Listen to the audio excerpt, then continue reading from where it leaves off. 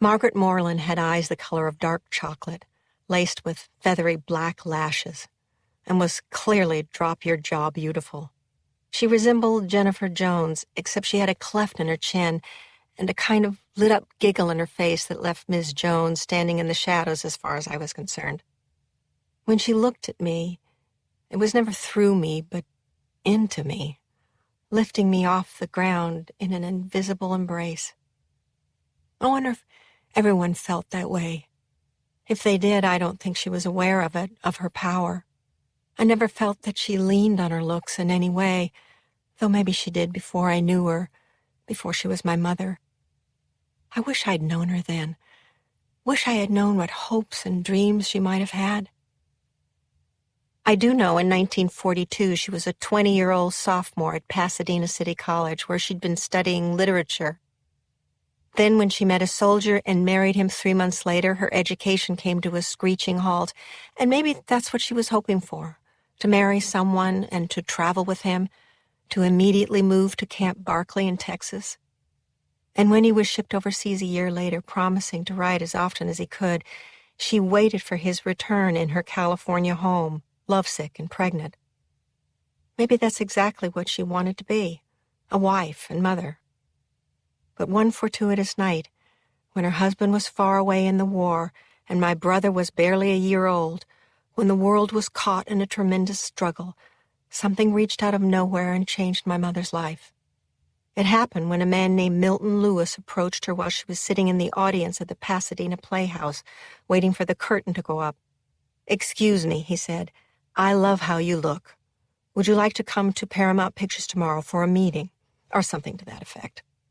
He then handed her his card, verifying that he was indeed a talent scout for Paramount.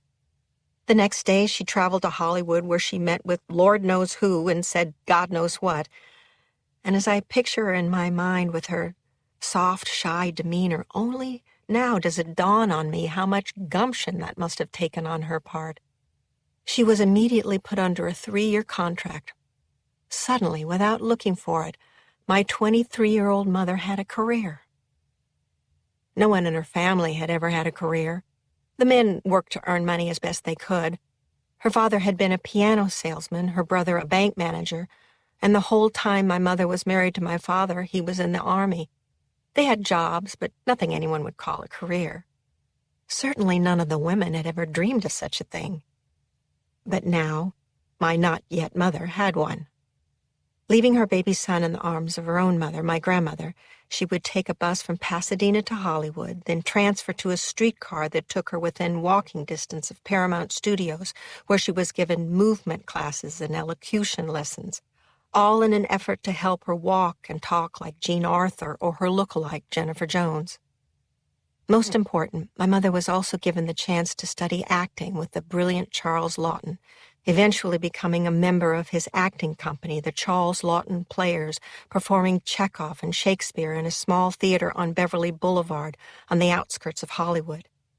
Not only did she find herself on stage with Mr. Laughton, but she had the amazing good fortune to be directed by him as well. Those moments stayed alive in her, always. Much of this change and challenge happened before the war was over, before my father had returned, before I was born. My memories began here, with the book, memorizing words, and the comforting smell of noodle soup, all connected to this world where my mother grew up, this world of women, and the house where my grandmother lived as long as I knew her. Located in Altadena, nestled in the foothills above Pasadena, her cottage was a uniquely Californian 2-bedroom wooden bungalow trimmed in gray river rock. It had a back porch converted into a 3rd bedroom and a front porch elevated by 5 big wooden stairs where a green canvas glider always stood waiting for us kids to give it some action.